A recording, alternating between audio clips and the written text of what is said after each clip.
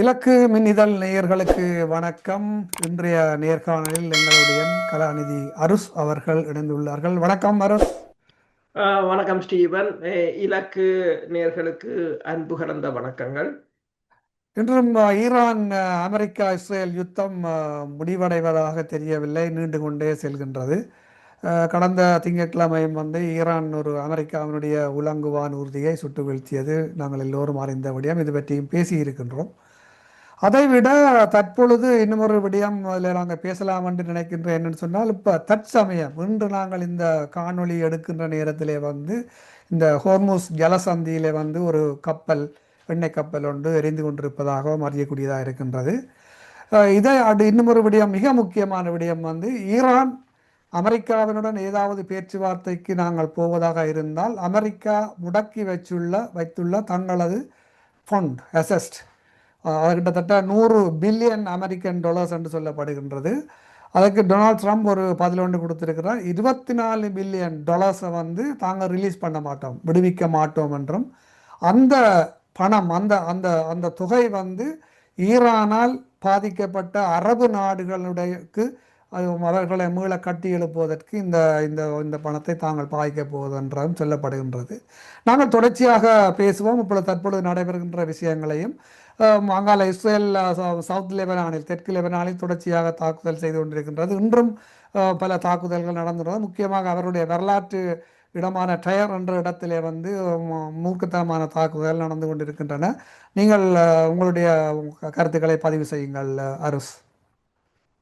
இந்த திங்கட்கிழமை உங்களுக்கு தெரியும், அப்பாச்சி AH-64 ரக உலங்கு வானூர்தி, அமெரிக்காவின் மிக முக்கிய முன்னணி உலங்கு வானூர்தி வீழ்ந்திருந்தது. முதலில் ட்ரம்ப் அதனை தாங்கள் அது ஒரு இயந்திர கோளாறாக விழுந்திருக்கலாம் என்று கூறினாலும், பின்னர் ட்ரம்ப் கூறியிருந்தார் ஈரான் சுட்டு வீழ்த்தியது என்று சொல்லி. அதுக்கு பிறகு ஈரான் அதை தனது 358வது மிசைல் என்று சொல்வது, 358 நம்பர், அந்த நம்பர் SAM-67 என்று சொல்றது, அதாக இருக்கலாம் அல்லது ட்ரோன் ஷாஹெட் 136 ஆக இருக்கலாம் என்று பேசப்பட்டது. இந்த உலங்கு வானூர்தியை பொறுத்தவரையில் அவர்கள் ஈரான் இந்த ஸ்பீட் போட்ஸ் அதை தாக்கி அழிப்பதற்கு, இந்த க்ளோஸ் ரேஞ்சில் ஃபயர் பண்றதுக்கு இந்த உலங்கு வானூர்திகளை அவர்கள் பயன்படுத்தி இருக்கிறார்கள். அது ஈரானுக்கு மிக தடையாக இருந்தது. எனவேதான் அதை சுட்டு வீழ்த்தி இருக்கிறார்கள். முதலில் பிறகு 2 விமானிகளையும் முதல் முறையாக அமெரிக்கா ஆளில்லாத ட்ரோன், அதாவது சர்ஃபஸ் வெசல்ஸ் என்று சொல்றது, இந்த கடல் கலங்களை அனுப்பி மீட்டது இது வரலாற்றில் முதல் முறை என்று கூறுகிறார்கள். ஆனால் உங்களுக்கு தெரியும் ஏன் ஆட்கள் இல்லாத படங்களை அனுப்பி மீட்டார்கள் என்று. ஏனென்று சொன்னால், முதலில் F-15 விழுந்து 2 விமானிகளை மீட்பதற்கு கிட்டத்தட்ட 14 விமானங்களை இழந்திருந்தார்கள். 65க்கும் மேற்பட்ட விமானங்களை தரையிறக்கி இருந்தார்கள். அது மிகப்பெரிய ஒரு டிசாஸ்டராக போயிருந்தது. எனவேதான் இந்த முறை யாரும் கிட்ட போகவில்லை. இந்த வெசல் இந்த கலங்களை அனுப்பி அவர்களை மீட்டெடுப்பதாக கூறப்படுகிறது. ஆனால் அதற்கு பிறகு ட்ரம்ப் ஒன்றை கூறியிருந்தார், தாங்கள் மீண்டும் ஈரானை தாக்குவோம் என்று. அவர் மீண்டும் தாக்குவோம் என்று சொல்லி போட்டு பிறகு அவர் இப்ப இந்த வால் ஸ்ட்ரீட் ஜேர்னல் என்ன சொல்லுகிறவர் என்று சொன்னால், பிறகு ட்ரம்ப் அதை பதிலடிக்கு அவர் விரும்பவில்லை என்று. ஆனால் பீட் ஹெக்ஸத்தும் ராணுவ தளபதி ஜெனரல் டான் ஹெய்னும் 2 பேரும் தான் ட்ரம்பை வற்புறுத்தி இந்த தாக்குதலை நடத்த செய்ததாக. இன்று, அதாவது புதன்கிழமை அதிகாலை, அமெரிக்கா இந்த ஹோமோசன் மாகாணம், மற்றது ஹிசேம் தீவு, மற்றது செரிக் துறைமுகம் என்று சொல்லி, மற்றது ஜாஸ்க் பகுதி என்று சொல்லி பல இடங்களில் தாக்குதலை நடத்தி இருக்கிறது. பந்தர் அபாஸ்ல எல்லாத்திலும் தாக்குதல் நடத்தி இருக்கின்றது. அதில் இப்ப பைனான்சியல் டைமிங் இதையும் போட்டிருக்கிறது. ஒரு இடத்துல 2 வாட்டர் டேங்க் சேதமடைந்திருக்கிறது. கிட்டத்தட்ட 20,000 மக்களுக்கு குடிநீர் இல்லாத ஒரு நிலை ஏற்பட்டிருப்பதாகவும், 2500 கியூபிக் மீட்டர் கன அளவு நீரை கொள்ளக்கூடிய அந்த வாட்டர் டேங்க் சேதமடைந்ததாகவும் கூறியிருக்கிறது. ஆனால் ஈரானும் சும்மா விடவில்லை. ஈரான் உடனடியாகவே பதில் தாக்குதலை நடத்தியிருந்தது. ஜோர்டான் மீதும், குவைத் மீதும், பஹ்ரைனில் இருக்கின்ற அமெரிக்காவின் 5வது கடற்படை தலைமையகத்தின் மீது. அந்த 5வது கடற்படை தலைமையகத்தின் மீது அவர்கள் புதிய வகை ட்ரோன்களைத்தான் பயன்படுத்தியதாக ஈரான் கூறியிருப்பது எந்த வகை என்று கூறவில்லை. ரடார் நிலையம் சேதமடைந்ததாக கூறப்படுகிறது. ஆனால் இது முக்கியமானது என்று சொன்னால் இந்த முறை ஜோர்டானை குறிவைத்தது. ஏன்னால் ஜோர்டானை பொறுத்தவரையில் அமெரிக்காவின் தளமான இந்த அஸ்ட்ரக் தளம் என்று சொல்றது ஜோர்டானில் இருக்கின்ற தளம், அல் அஸ்ட்ரக் என்று சொல்றது.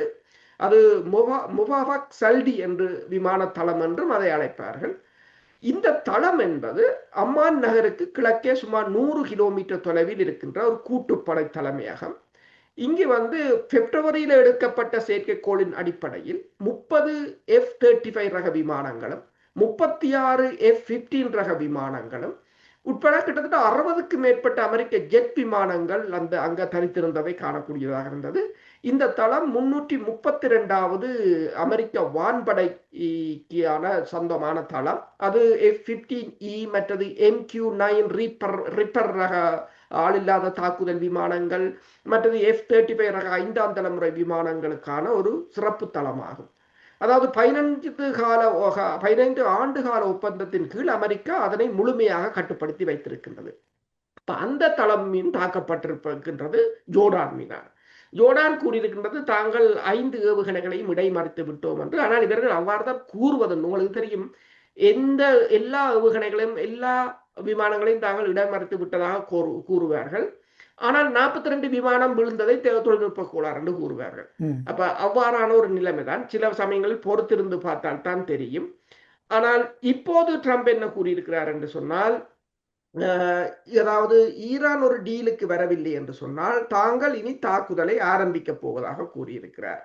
ஆனால் தாக்குதலை ஆரம்பித்தால் இப்போது ஈரான் ஒன்றை கூறுகிறது, தங்கள் மக்களுக்கான குடிநீர் வசதியை தாக்கி இருக்கிறார்கள் என்று சொன்னால் அருகில் உள்ள நாடுகளின் குடிநீர் வசதிகளையும் ஈரான் தாக்கலாம், பாப் அல்மண்டே பகுதியையும் தாக்கலாம் என்று சொன்னால் ஏற்கனவே அதில் தாக்குதலை ஆரம்பித்து விட்டார்கள். இந்த முறை ஈரான் அதையும் மூடலாம் என்றும் கூறப்படுகின்றது. டீலை மேற்கொள்வதற்கான முயற்சிகளும் இடம்பெறுவதாக ட்ரம்ப் கூறியிருக்கின்றார். பொறுத்திருந்தான் பார்க்க வேண்டும். இந்த ஏற்கனவே நான் கூறியது போன்று இப்போ கிட்டத்தட்ட ஒரு 100 பில்லியன் அமெரிக்கன் டாலர்ஸ் ட்ரம்ப் முடக்கி வச்சிருக்கிறார். ஈரான் எதற்கு சொல்லியிருக்கின்றது, இந்த தங்களுடைய முடக்கி வச்ச நிதியை நீங்கள் அதை விடுவித்தால் தான் எந்த விதமான அமைதி பேச்சுவார்த்தைக்கும் தாங்கள் போக முடியும் என்று. அப்படி இருந்தும் ட்ரம்ப் கிட்டத்தட்ட 24 பில்லியன் டாலர்ஸை தாங்கள் விடுவிக்க மாட்டோம், இந்த நிதி அரபு நாடுகளுடைய கட்டமைப்புக்கு தாங்கள் பாதிக்க போறோம் என்ற ஒரு வார்த்தையை சொல்லியிருக்கின்றார். அது பற்றி உங்கள் கருத்து? அந்த 24 பில்லியனை உடனடியாக விடுவிக்க வேண்டும் என்பதில் ஈரான் விடாப்பிடியாக நிற்கின்றது. இந்த 24 பில்லியன் டாலருக்கும் ஒரு கதை இருக்கின்றது. இந்த 24 பில்லியன் டாலர்களும் தென் கொரிய வங்கிகளில் தான் வைப்பிலிடப்பட்டிருந்தன. பிறகு இந்த 40 ஆண்டு கால முடக்கப்பட்ட பணம் பிறகு இந்த 2024ஆம் ஆண்டு ஒரு கைதிகள் உடன்பாடு பரிமாற்றத்துக்காக அந்த பணத்தை விடுவிப்பதாக கூறி 2024ஆம் ஆண்டு அது கட்டாருக்கு டிரான்ஸ்ஃபர் பண்ணப்பட்டது. ஆனால் அதற்கு பிறகு பைடன் 6 கிழமைக்குள்ளேயே திருப்பி அதற்கு மேல் இன்னொரு தடையை போட்டு அதை கொடுக்க விடாமல் செய்து விட்டார். அதற்கு பிறகு அந்த பணம் சுவிஸ் வங்கிக்கு அனுப்பப்பட்டிருக்கின்றது. இப்ப சுவிஸ் வங்கியில் இருக்கிற முதலாவது ஒரு கட்டமாக 6 பில்லியன் டாலர்களை விடுவிப்பதென்றாலுமே இப்ப அது ஒரு 3வது கட்டார் தான் அந்த நிதியை கையாள்கின்றது. ஆனால் அது ஒரு 3வது நாடிடம் இருப்பதாக அது மிகப்பெரிய ஒரு சிக்கல் நிறைந்தது என்று கூறுகிறார்கள். ஏற்கனவே ஒபாமா 1.6 பில்லியனை விடுவித்திருந்தார், இந்த உடன்பாட்டுக்காக விடுவித்திருந்தார். ஆனால் இப்போது கட்டார் ஒன்றை கூறுகிறது, அந்த பணத்தை தாங்கள் கடனாக, அதாவது ஈரான் பணத்தை எடுத்து ஈரானுக்கு வட்டிக்கு கொடுக்கிறது அப்படி என்று யோசிக்கிறார். ஈரான் தற்போதைய நிலையில் ஈரான் மிகவும் வலிமையான நிலையில் இருக்கின்றது. அப்ப ஈரான் இதை ஒன்றுக்கும் ஈரான் இனி இணங்கி போவதாக இல்லை. இப்ப சுவிஸ் வங்கிகளை பொறுத்தவரையில் இவ்வாறு களவெடுக்கிற பணங்களை வைத்து தாங்கள் சுகபோகங்களை அனுபவிப்பதற்காக உருவாக்கப்பட்ட சிஸ்டம் அது. அங்கு கொண்டு போய் வைத்து விட்டு இவர்கள் என்ன காரணம் சொன்னாலும் ஈரான் ஏற்றுக்கொள்ள போவதில்லை. சரி, இப்போ இப்ப இவர்கள் அரபு நாடுகளின் கட்டுமானத்துக்கு 24 பில்லியன் தேவை என்று சொன்னால், ஈரான் ஏற்கனவே சொல்லிவிட்டது தனக்குள்ள சேதம் 250 பில்லியன் என்று. இப்ப 250 பில்லியனை கொடுக்க வேண்டும், இல்லை என்றால் ஹோமுசுக்களால் போகின்ற கப்பல்களுக்கு அந்த வரியை போட்டு அவர்கள் அறவிடுவார்கள் என்று ஏற்கனவே அதை சொல்லிவிட்டார்கள். இதுல என்னென்று சொன்னால், ட்ரம்பை பொறுத்தவரையில் இந்த முடக்கத்தை நீடித்து இந்த நாடுகளை தன்னிடம் எண்ணெய் வாங்க வைப்பதற்கான முயற்சியை செய்யலாமே ஒழிய, ஈரானை இனிவரும் காலங்களில் அடிபணிய வைப்பது என்பது முடியாத காரியம். இதை அமெரிக்காவின் ஆய்வாளர் ஒருவர் கூறியிருக்கின்றார். ட்ரம்பிடம் வெற்றிக்கான துருப்புச் சீட்டுக்கள் எதுவும் இல்லை, ஈரான் இன்னும் சாதகமான நிலையில் தான் இருக்கிறது என்றும் ஒரு அமெரிக்க புவிசார் அரசியல் ஆய்வாளர் தெரிவித்திருக்கின்றார். அவர் என்ன கூறியிருக்கிறார் என்று சொன்னால், ட்ரம்ப் 37 முறை வெற்றியை அளித்துள்ளார், வெற்றி என்று அறிவித்துள்ளார். 24 முறை ஒப்பந்தங்கள் நெருங்கி விட்டது என்று கூறியுள்ளார். 12 முறை போர் முடிந்து விட்டது என்று கூறியிருக்கின்றார். ஆனால் யதார்த்தம் என்ன என்று கேட்டிருக்கிறார். இப்போது, அதாவது ஜூன் மாதம், ஈரான் அமெரிக்காவின் அப்பாச்சி ஹெலிகாப்டரை சுட்டு வீழ்த்தியிருக்கின்றது. வரலாற்றில் ஒரு அமெரிக்காவின் F-35 ரக விமானத்தை, 5ஆம் தலைமுறை விமானத்தை சுட்டு வீழ்த்திய முதல் நாடு ஈரான் என்பதையும், ஹார்முஸ் நீரிணை இன்னும் ஈரானின் கட்டுப்பாட்டில் தான் உள்ளது என்பதையும் நாங்கள் மறக்க கூடாது. ட்ரம்பிடம் வெற்றிக்கான துருப்புச் சீட்டுகளோ அல்லது இதிலிருந்து இந்த முற்றிலுமான குழப்ப சூழ்நிலையிலிருந்து வெளியேறுவதற்கான வழிகளோ எதுவும் இல்லை. அமெரிக்க பொதுமக்களின் கவனத்தை திசை திருப்ப முயற்சிப்பது மட்டுமே அவரால் செய்ய முடியும் என்று அவர் கூறியிருக்கின்றார்.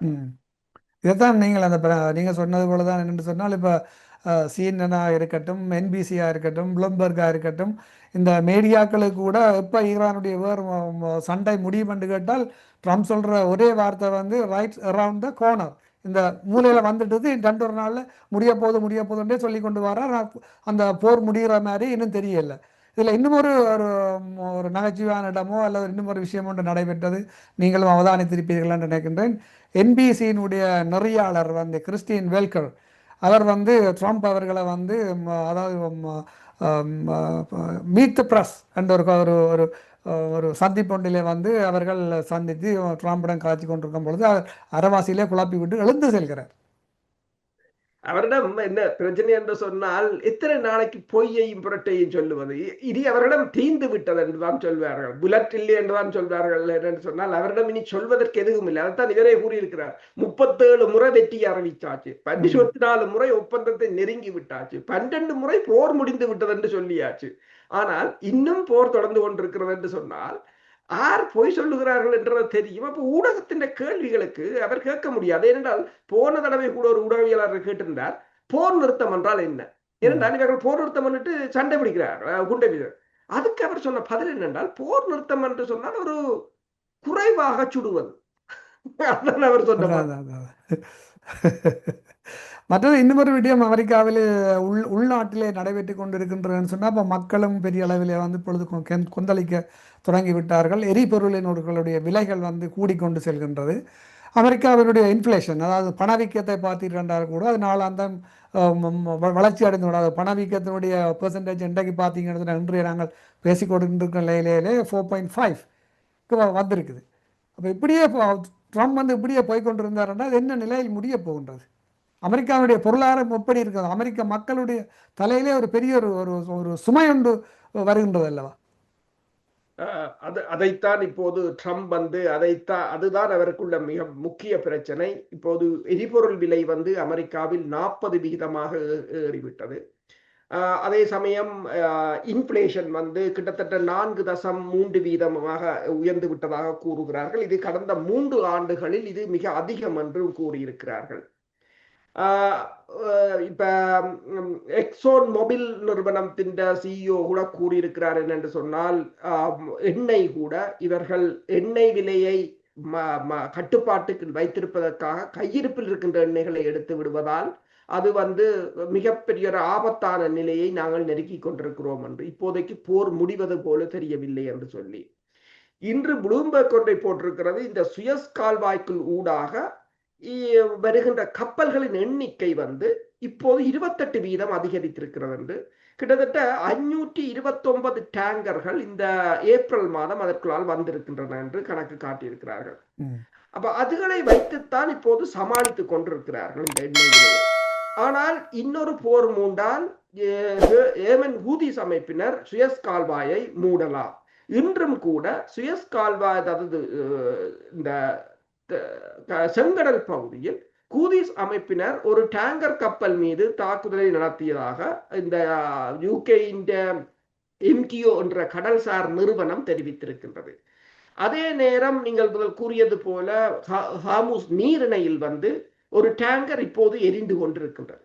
அமெரிக்காவின் சென்ட்ரல் மத்திய கட்டளை மையத்தின் அறிவித்தலின்படி கிட்டத்தட்ட 7 கப்பல்களை தாக்கி சேதப்படுத்தி இருப்பதாகவும் 132 கப்பல்களை தாங்கள் திருப்பி விட்டிருப்பதாகவும் 32 கப்பல்களை மட்டுமே அனுமதித்ததாகவும் அவர்கள் தெரிவித்திருக்கிறார்கள். அது மட்டுமல்லாது நேற்று இரவு ஓமான் கடற்பகுதியில் வைத்து பெரு நாட்டுக்கு சொந்தமான இந்த செட்டபெலோ என்ற கப்பலை விமானம் F-18 சூப்பர்கானட் விமானத்தின் மூலம் இயந்திர அறையை தாக்கியதாக கூறியிருக்கிறார்கள். அப்ப இவர்கள் தாக்குகின்ற அதே சமயத்தில் ஈரானும் தாக்கி கொண்டு இருக்கின்றது. அதே சமயம் அதாவது ஈரான் கட்டுப்பாட்டை மீறி போகின்ற கப்பல்கள் மீது ஈரானும் தாக்குதல்களை நடத்தி கொண்டிருக்கின்றது. கப்பல்கள் மிக பாரிய நெருக்கடியை சந்தித்துக் கொண்டு இருக்கின்றன.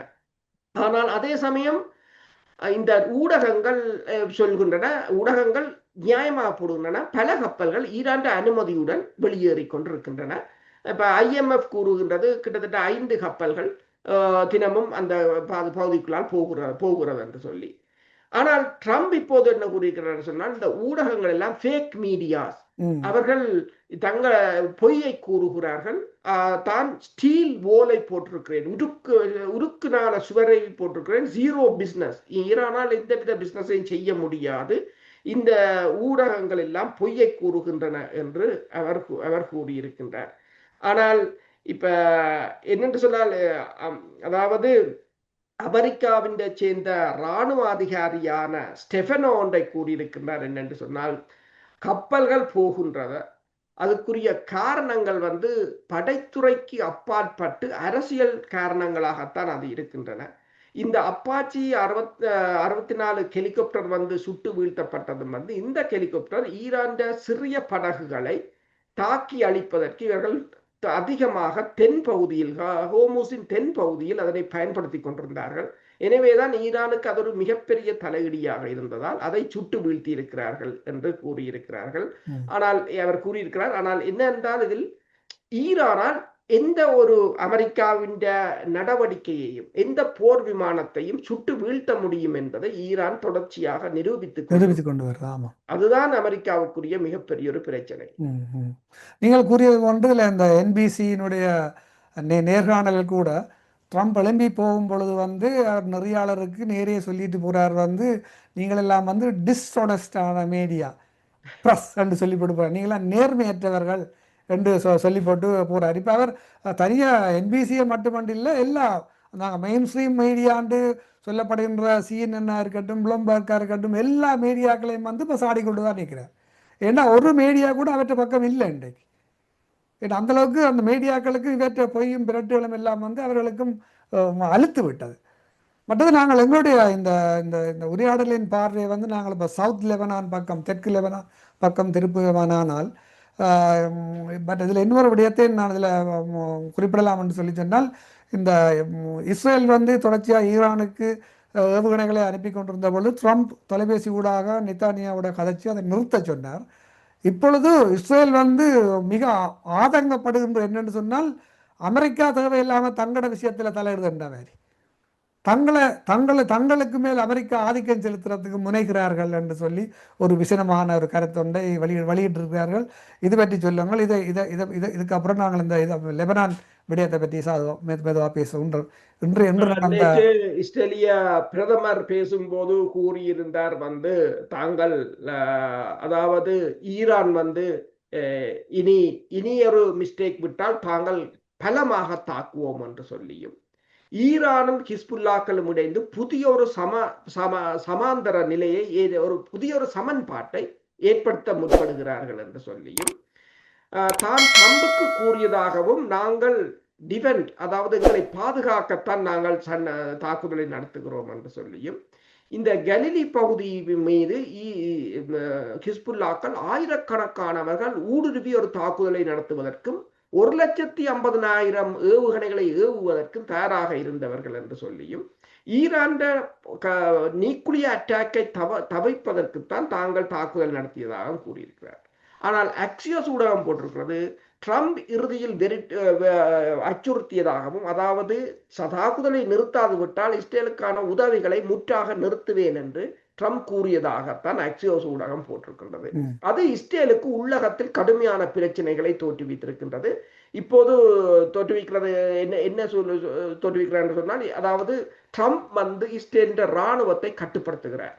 ட்ரம்ப் இஸ்ரேலின் இராணுவத்தை கட்டுப்படுத்த முடியாது என்று பலர் இப்போது எதிர்கட்சிகளும் குரல் கொடுத்திருக்கின்றன. அதுதான் இப்போ நெத்தனியாவுக்கு மிகப்பெரிய ஒரு சிக்கல். என்னென்னு சொன்னால், இந்த அக்டோபர் 27 அங்கு தேர்தல் நடைபெறப் போகிறது. அப்ப அந்த தேர்தலுக்கு முதல் இவர் தன்னை ஒரு ஸ்ட்ராங் மேனாக காட்ட வேண்டிய ஒரு நிலையில் இருக்கின்றார். ஆனால் களமுனைகள் அதற்கு சாதகமாக இல்லை. அப்ப இப்ப ட்ரம்ப் இன்று நீங்கள் கூறியது போல இன்று நடந்த நேர்காணலில் கூறியிருக்கின்றார், இந்த தேர்தலில் நெத்தனியாவு போட்டியிட மாட்டார் என்று. ஆனால் உடனடியாகவே இஸ்ரேல் கூறியிருக்கின்றது, இல்லை நெத்தனியாவு போட்டியிடுவார் என்று. ஆனால் கள நிலைமையை பார்த்தால் 64% மக்கள் நெத்தனியாவுக்கு எதிராக இருக்கிறார்கள் என்று கருத்து கணிப்புகள் தெரிவிக்கின்றன.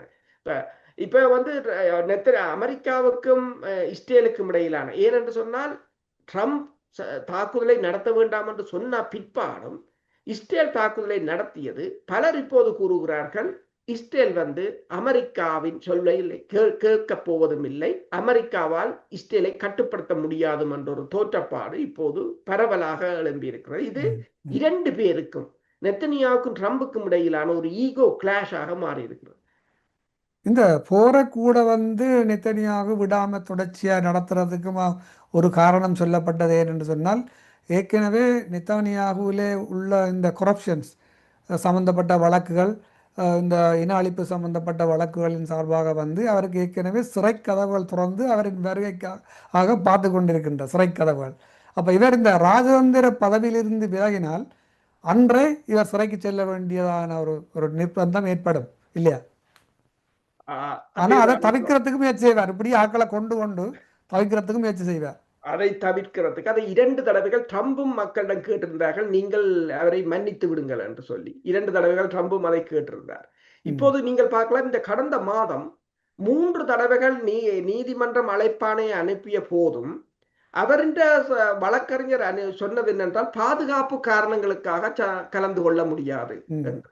3வது தடவை அவர்கள் அதை வர வேண்டும் என்று சொன்ன பிற்பாடு அவர்கள் இன்னொரு காரணத்தை கூறினார்கள், பாதுகாப்பு காரணங்களுக்காக போர் நடந்து கொண்டிருப்பதால் அவர் ஒரு கொஞ்ச நேரம் தான் வாக்கு மூலம் தரலாம் என்று அதை தவித்துக் கொண்டிருக்கிறார்கள். அதை தவிர்ப்பதற்கு அவர்கள் இந்த போரைத்தான் நடத்துகிறார்கள். அப்ப இந்த போர் அவருக்கு தேவையாக இருக்கின்றது, தனது பதவி காலத்தை தக்க வைப்பதற்கும் இந்த வழக்குகளில் இருந்து விடுவிப்பதற்கும்.